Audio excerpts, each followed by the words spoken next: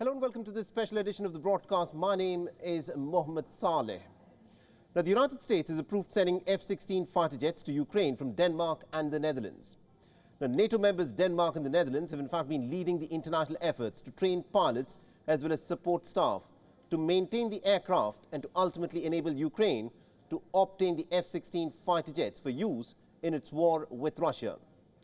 The American Secretary of State has sent letters to his Danish and Dutch counterparts, where Blinken has said, and I quote him here, "It remains critical that Ukraine is able to defend itself in the ongoing and against the ongoing Russian aggression and violation of its sovereignty."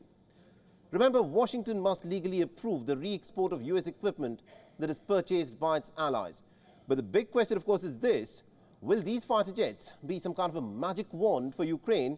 And also, how quickly and how realistically, how soon can these fighter jets be made available for Ukraine? Now, to discuss this, we have with us Dr. Malcolm Davis, who is a senior analyst. He's joining us live on this broadcast. He's from the Australian Strategic Policy Institute. Now, Dr. Davis, this is a big moment in this war. The United States has been supporting Ukraine. It has been sending different kinds of weapon systems.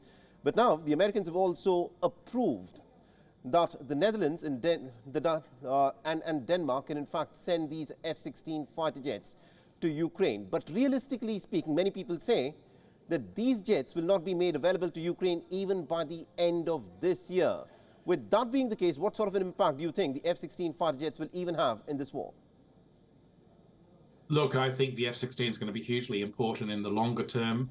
The Ukrainian counteroffensive is moving slowly. And part of the reason it's moving slowly is because the West was slow to provide the sorts of capabilities that Ukraine needs right at the outset. You know, the ATACMS missiles, for example, haven't yet to be given. And so the Ukrainians haven't had the capabilities to launch a rapid counteroffensive as a result. And the Russians have had time to build up their defenses. So the Ukrainian offensive is slowing down. And I think that therefore means that this war goes into 2024. There'll be no quick victory for Ukraine this year.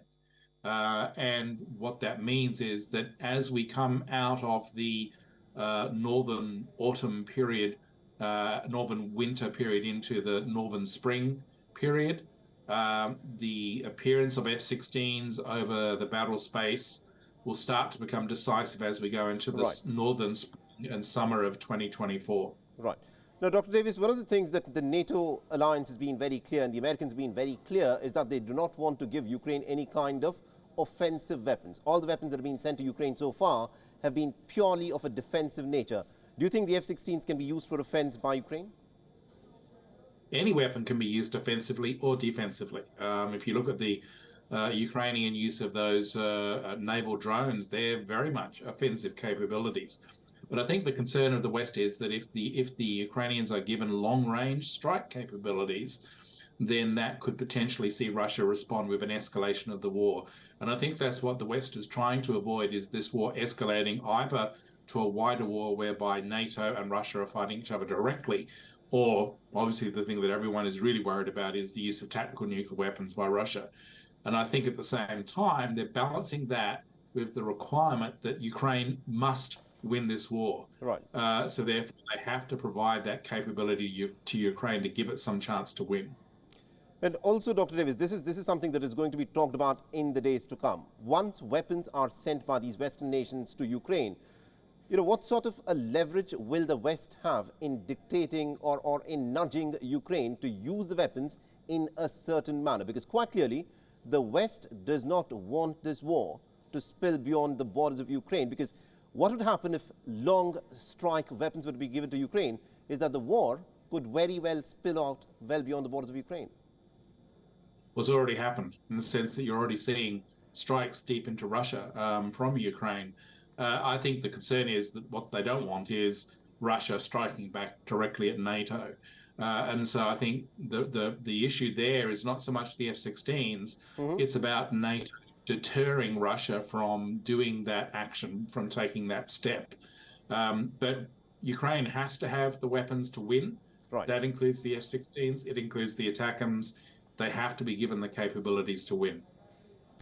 It's very interesting that you say that Ukraine has to be given these capabilities, but looking at the kind of weapons that are being sent, The last month, we saw the United States approve sending these cluster ammunition. Very controversial. These are ammunition that are banned by more than 100 nations.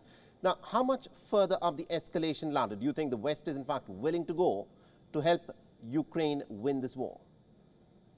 Well, remember, it's not the West that's escalating, it's Russia, okay?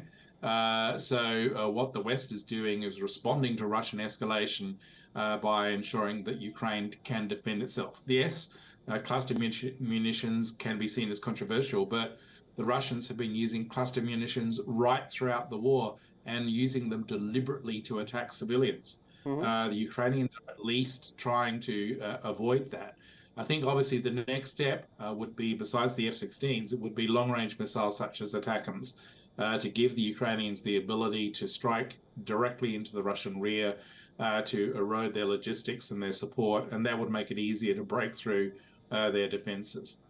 All right, very interesting. Now, just a couple of days back, there was this statement that was put out by the Chief of Staff of Jens Stoltenberg, the Secretary General of the NATO alliance, where he said probably Ukraine may have to consider, ceding some of its territory so that it can strike some kind of a agreement with Russia, and then it can be a part of the NATO military alliance. How seriously do you think this sort of a idea will be taken by the West? Quite correctly, that proposal was shot down very quickly by NATO. It was an outrageous statement on the part of the Chief of Staff of Jens Stoltenberg. It should never have been made. Essentially, what that person was saying was, give Russia victory in return for the illusion of peace. Clearly, they've never learnt from history, peace in our time. I think that what is needed is an assurance from NATO and from the West that any support required will be given to ensure that Ukraine wins decisively and takes back all its territory, including Crimea. There cannot be a situation emerging whereby Ukraine is forced to cede territory in return for some sort of temporary illusion of peace, right, and also giving Russia time to rebuild its forces so it can launch the war again in the future. You mentioned something very interesting. You said including Crimea. How many nations in the West do you think would be willing to back Ukraine to win the war against Russia and also to take back Crimea? All of them, because Crimea is part of Ukraine. But does it not risk a bigger escalation with Russia? Yes, it does. But this is the situation that we're in. This is the situation that Russia has created. And so therefore, it's really important that not only is Ukraine given the capabilities to win, including taking back all its territory, such as Crimea, but it's also vital that the West, that NATO, move much more strongly to deter Russia from escalating the war, from either using tactical nuclear weapons or widening the war. All right. Now, just to point out the Russian position as to why this war has even happened. Now, the Russians say the reason as to why this war was even necessary for Moscow is because the United States and the NATO military alliance has been creeping closer and closer to the borders of Russia. Now, the expansion of NATO... Nonsense. No, let me just finish my question. They say the expansion of the NATO military alliance to the borders of Russia is the reason why as to this war has in fact happened, because they say they do not want NATO weapons camping on the borders of Russia.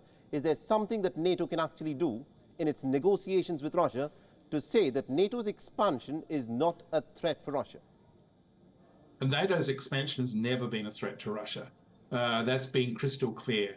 At the end of the Cold War, what you saw was not NATO expansion per se, but former Warsaw Pact states such as Poland, Czech Republic, Slovakia, and others, the Baltic states, requesting NATO membership for protection from Russia. Okay, so Russia is completely mischaracterizing this in terms of NATO expansion. It is not NATO expansion. It is a case of NATO allowing states to join it.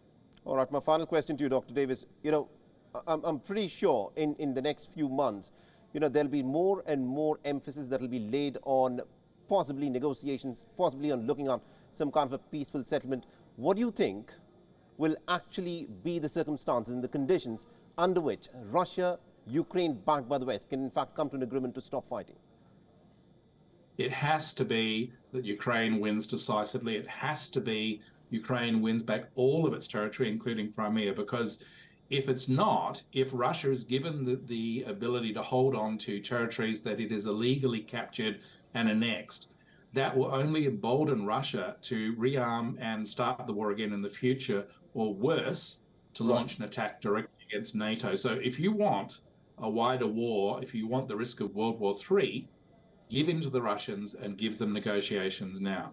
You know, as a corollary to that, I said the previous question would be the last one, but as a corollary to what you've just said, a defeated Russia, which is also a nuclear power, do you think that is the recipe for peace in eastern part of Europe?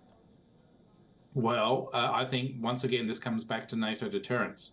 NATO really has to strengthen its deterrent posture. So far, it hasn't done that enough. And so NATO has to lift its game there. Secondly, Ukraine has to become a member of NATO. Once Ukraine is a member of NATO, it's covered under Article 5, and that means an attack on Ukraine is an attack on NATO. So that should deter the Russians from launching such an attack. So really, it comes down to deterrence. It cannot be about rewarding Russia for aggression.